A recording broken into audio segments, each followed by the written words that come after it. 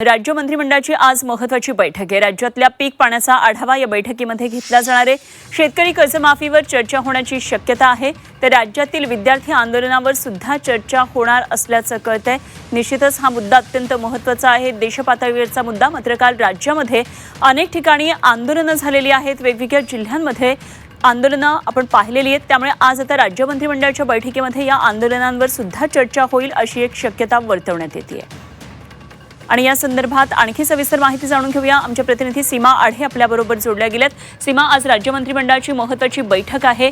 खरं तर शेतकऱ्यांच्या दृष्टीनं अनेक महत्त्वाचे मुद्दे चर्चेसाठी येणं अपेक्षित आहे। मात्र विद्यार्थ्यांचं आंदोलन दिल्लीमध्ये सुरू आहे। काल राज्यात सुद्धा अनेक जिल्ह्यातून आपण वेगवेगळ्या शहरातून आंदोलनं पाहिली, या संदर्भात सुद्धा चर्चा होईल अशी शक्यता दिसते। काय नेमके मुद्दे येऊ शकतात चर्चेला?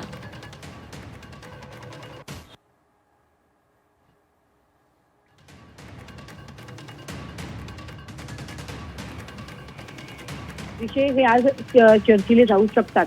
जसं तू म्हणालीस की आता सध्या शेतकऱ्यांचे जे अनेक विषय आहेत त्या विषयांवरती त्या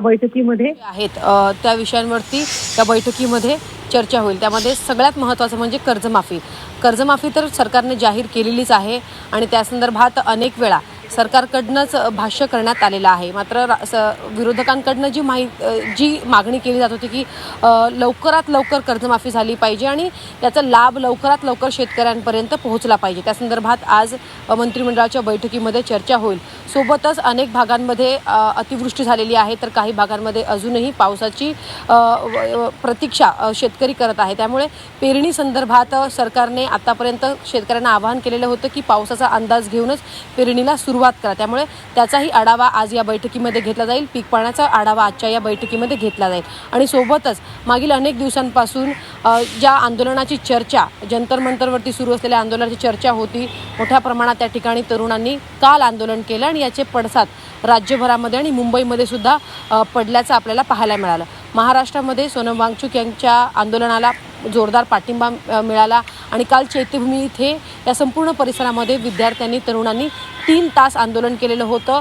पोलिसांची दमछाक झालेली होती आंदोलनाला पांगवण्यासाठी। त्या ठिकाणी तरुण हे आक्रमक झालेले होते। त्यामुळे कालच्या परिस्थितीवरती अर्थात आजच्या बैठकीमध्ये चर्चा होईल, कारण कायदा सुव्यवस्था प्रश्न आहे आणि जे तरुण आहेत ते आता रस्त्यावरती उतरून एक सरकारच्या विरोधात आक्रमक भूमिका घेताना आपल्याला पाहायला मिळते। त्यामुळे हा जो मुद्दा आहे तो अतिशय महत्त्वाचा आहे आणि या विषयावरती आज बैठकीमध्ये चर्चा होईल।